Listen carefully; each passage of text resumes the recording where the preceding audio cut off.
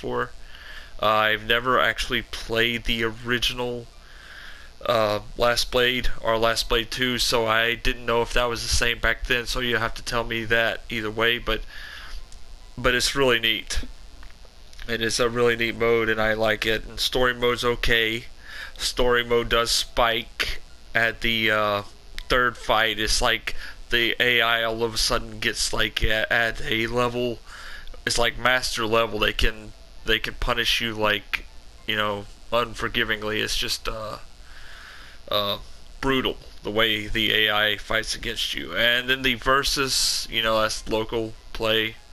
Multiplayer, I didn't go into great detail, but basically you've got find a match, and honestly it's hard to find a match, mostly Japanese players, and if you try to fight against the Japanese player, you're going to experience lag like you've never experienced it before. It's going to be horrible. It's going to turn you away from the online game. But I did manage to find a game with 66 ms ping this earlier today, and it was smooth. Not quite as smooth as the offline or quick as it, but it was alright. And then you got to create a match. You can create your own lobby. You can set it to how many ever rounds you like, up to 5. You can set the blood on or off, the flash on or off, and the mask mode on or off. Mask mode is practically, it just masks your life, your health bar, and masks the timer, so you don't know what's going on. You don't know if you're ahead or if you're behind, and it sort of adds an edge to the combat that you wouldn't have otherwise.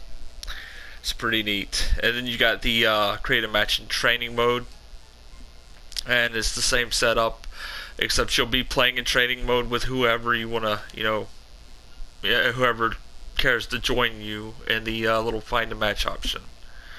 And same with story mode. You can actually go through the story mode battling as the characters with same settings, so that's an option for you if you even dare to play multiplayer. At this point, the netcode, it's basically best if you play locally, like the ping that is in local range of you. Like if you're in Japan, play with Japan only players. If you're in the US, play with players that are in the US, and you'll only be able to know this if you can rate the ping right. And if the ping's over 180 or 200 or something, you don't want to play that. If it's like below that, like in the 60 to like even 20 would be perfect. Like that would be the ideal, definitely go for that. And then you got your options. Wanted to go over the options. You got the game options, which is basically the blood, the flash, the mask mode. You got the system options, where you can change the thing to English, Spanish, Portuguese, Japanese, and it is pretty limited in those settings. Sound options, of course, you got the volume settings, main menu music. You've got the video options, which you can change the scan lines. Like I'm not set to 100% because that is more arcade accurate, and it sort of adds to the pixel graphics that the game has. It's actually pretty nice. I'll get into that and show you a little bit of that in a second. But video filtering, leave it off. It like blurs. It like makes the thing look bad. It looks like a hack, like a I don't know, like a I can't even think. But it's just bad. Leave it off.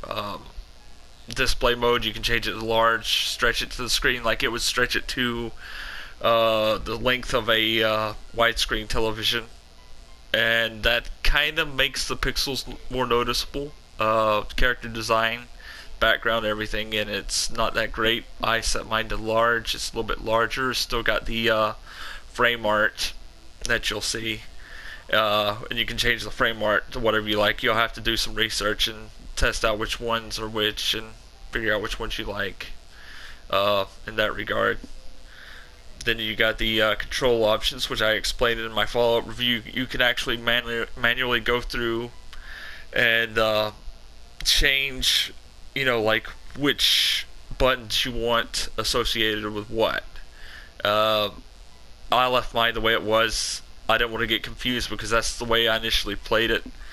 Um, it's it's definitely a different arrangement than most fighting games. It's a 4 button fighter at base, but it also has shoulder button options, which can help you pull off the hidden hidden slash attack finishers or whatever, the finishing moves. Like basically, it's the super and ultras of Ultra Street Fighter 4. That's basically what it amounts to. You put in the motion, double the motions or whatever, and then you press the combined buttons, and you get like an ultra or super move. My lingo sort of is flawed at this moment. I can't remember what they're called. They're like hidden slash. I don't even know. I screwed that up, but yeah. This.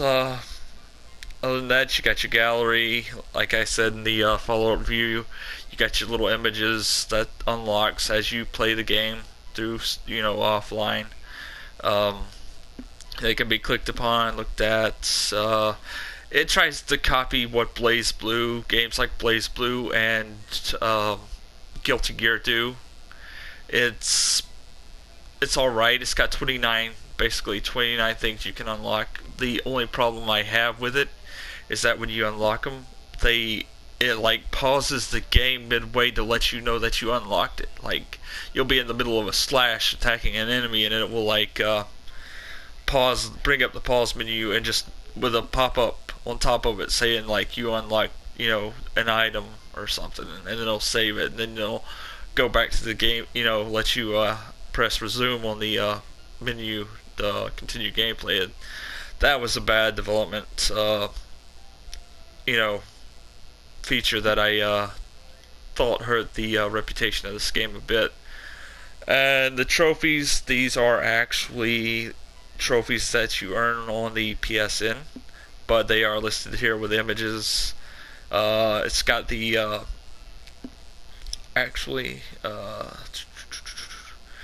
no, it don't have the requirements for unlocking them. Well, I thought it did, but it doesn't. And then you got your training mode. I didn't even go into that, but that's like basic. That's like bare bones training. Like it does not have the detailed options you would see in like a game like Guilty Gear or Blaze Blue, where you can tweak basically anything. Like you got your command list, select, which basically brings up the actions and stuff. You got your stand, your crouch for action 1. That's basically your movements, like I said. You've got your attack guards for action 2. You can change the sword gauge to max or normal. You can center the character. You can change the character. You can reset. Basic stuff. That's basically all you've got, like in the way of training.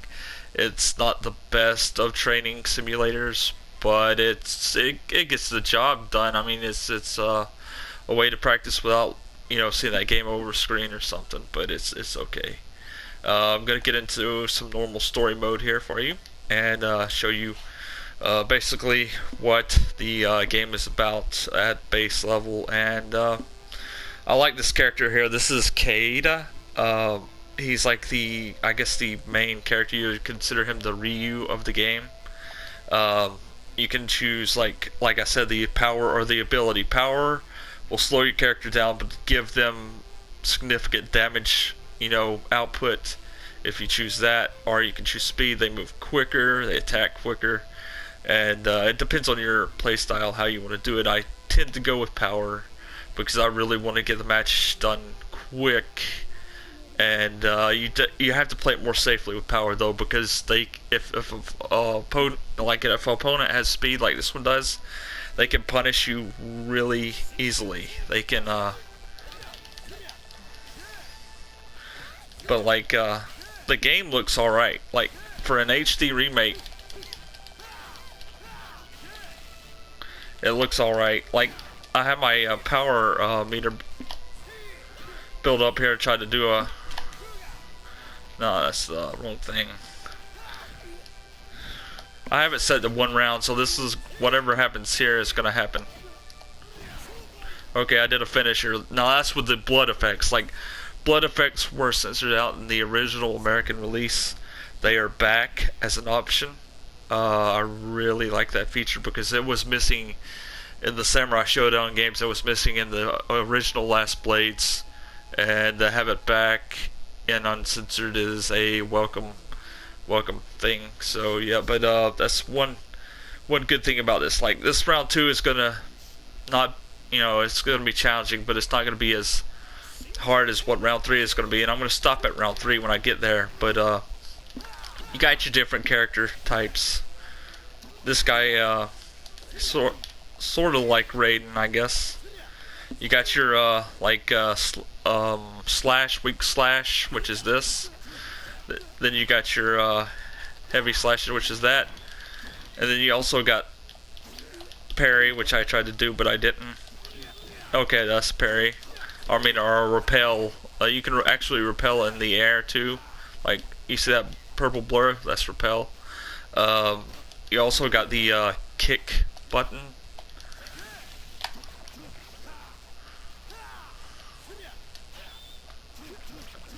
You can actually combo in this game if you know what you're doing. And like, there's an aerial finisher, he just got sliced in half. And you do that with the heavy slash. You hold down the button, basically, same as in Samurai Showdown games. You've also got a piercing finisher, which will make like blood spurt from their chest, and then they'll slump over. Whatever. It's interesting. If you like that kind of thing, I do. This is where it's going to get tough right here in this match. This guy is a grappler, sort of, and you definitely have to know how to know the characters and what they can do. Like I'm getting tore up here.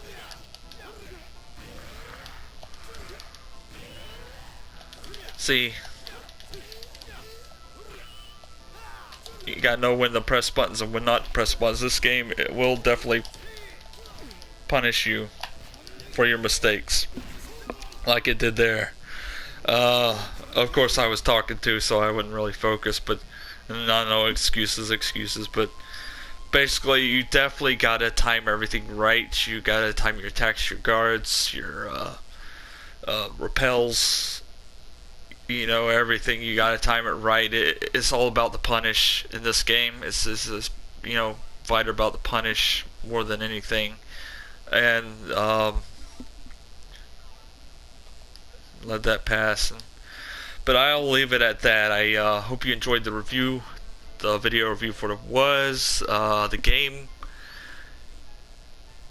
I'll still stick by what I said. It's good if you're looking for that nostalgic, visit back to when you first played the game or something. It's the HD part of it. The remake's alright. It's got its flaws offline with the pop-up messages and whatnot, but the net code on the offline is a problem if you do not know how to gauge things by ping. Like, if you can find players from the US playing, you will have a better experience.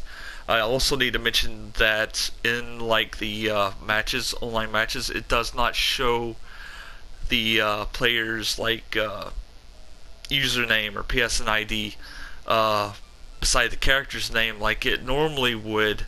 So you definitely, when you upload a match, you're going to want to capture the footage beforehand that shows the lobby matchmaking and the player's name, so that you can verify that you actually played against whoever you played against. That's another thing I have a problem with, but like I said, it is, doable if you do as I said. At the end of the day, it's going to be up to you whether you want to invest in this game or not, knowing that the net code is iffy thing, or if you're in it just for the offline, then you might be alright. I don't think the asking price is too high. I think it's about $20 or so. For offline, that trip down memory lane, it could be worth it. It could be. I'll leave it at that. Bye.